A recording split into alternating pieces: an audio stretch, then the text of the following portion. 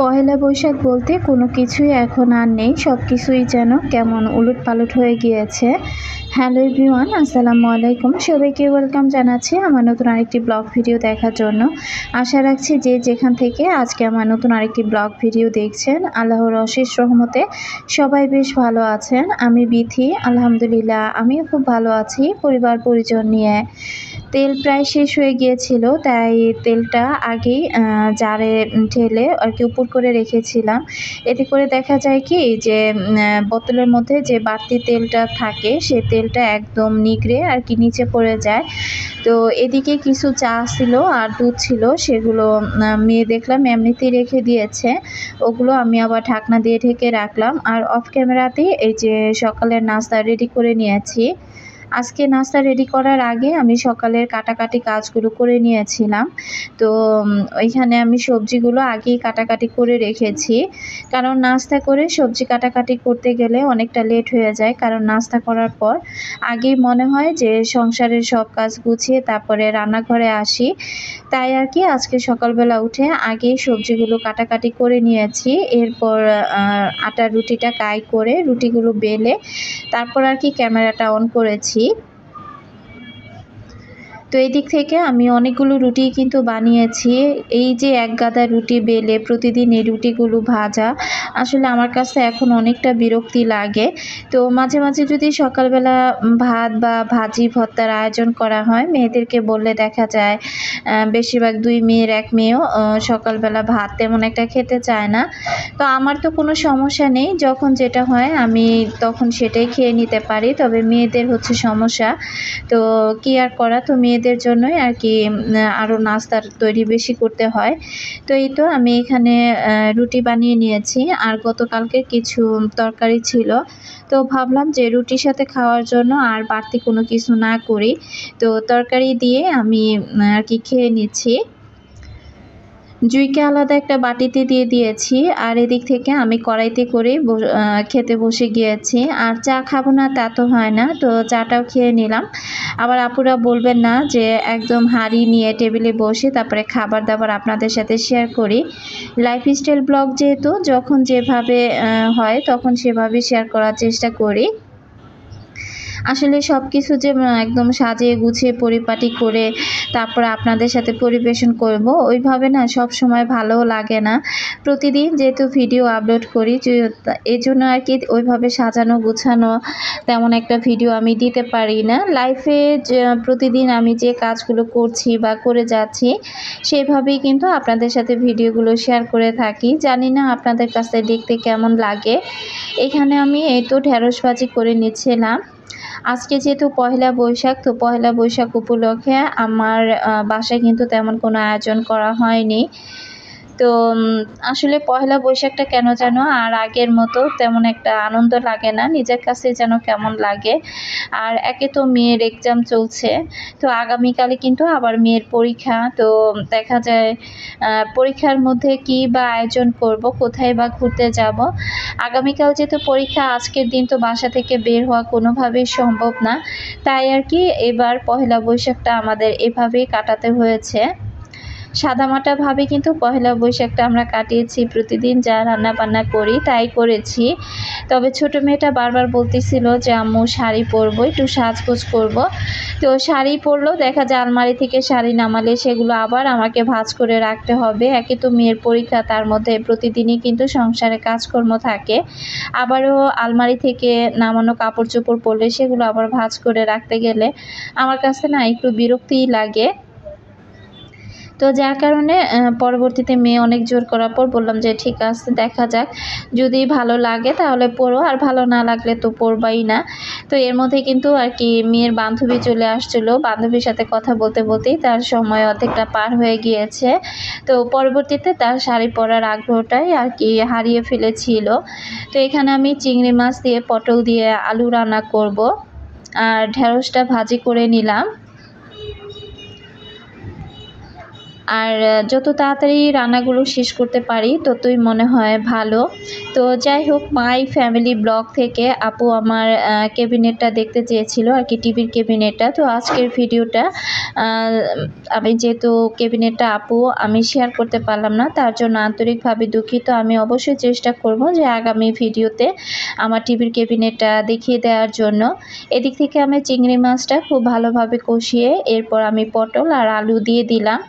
তো পটল আর আলু দিয়ে খুব ভালো করে মশলার সাথে কষিয়ে নিয়ে এখন আমি ঢাকনা দিয়ে ঢেকে দিব।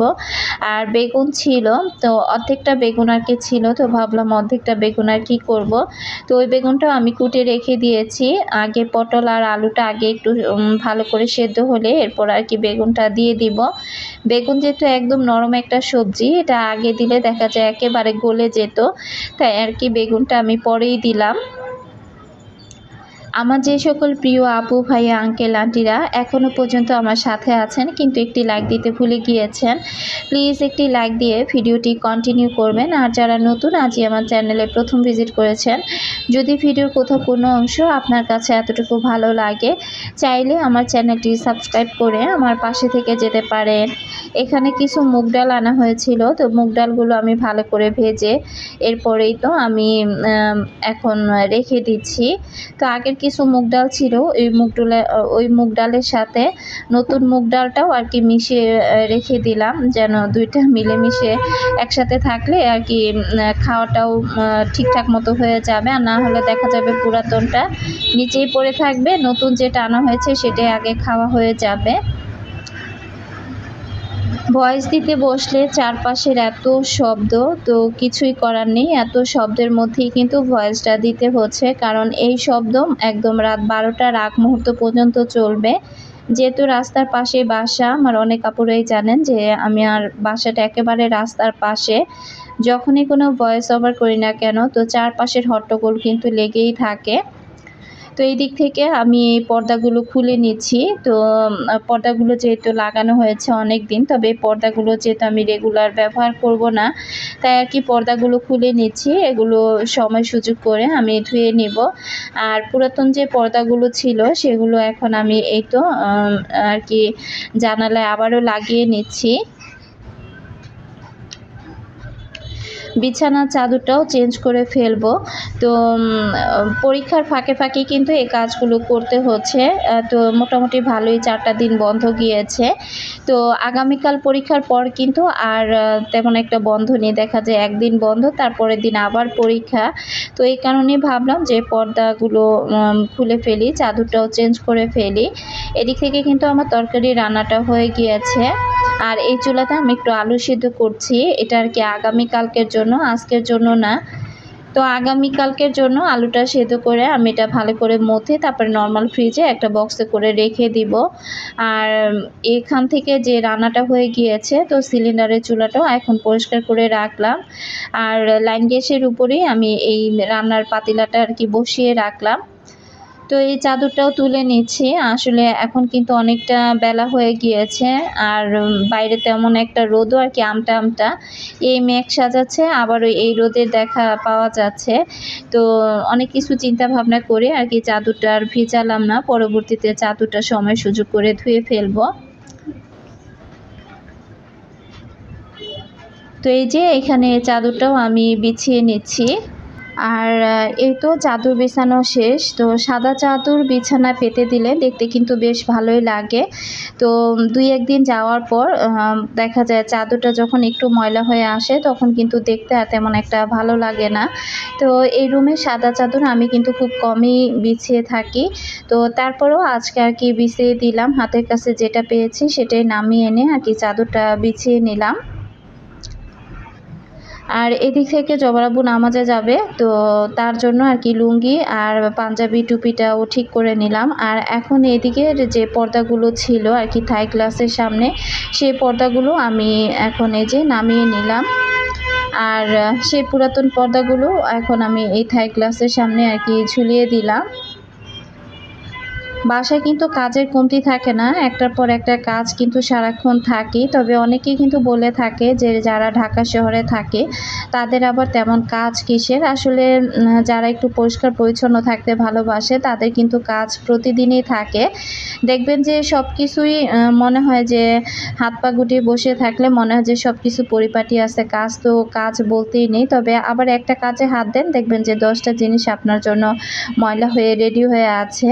তো এদিক থেকে আমি সকালবেলা উঠেই জবার আব্বুর কাপড় চোপড়গুলো ধুয়ে দিয়েছিলাম, তো সেগুলো যেহেতু শুকিয়ে গিয়েছে এখন এক এক করে এগুলো আমি তুলে নিচ্ছি।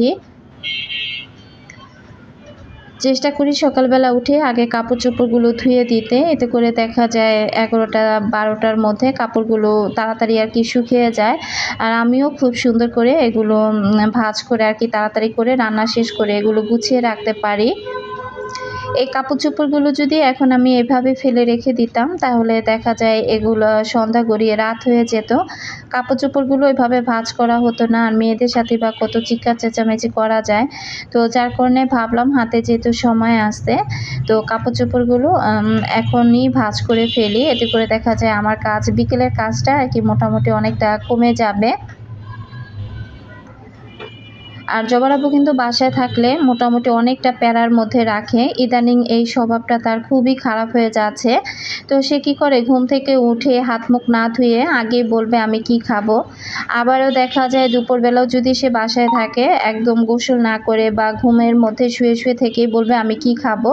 তো তার মুখে খাওয়া ছাড়া কোনো কথাই নেই। এই যে উনি কিন্তু এখন ঘুম থেকে উঠেছে, আর ঘুম থেকে উঠে এখন কিন্তু নামাজের টাইম, সে নামাজে যাবে, রেডি হয়ে নিচ্ছে।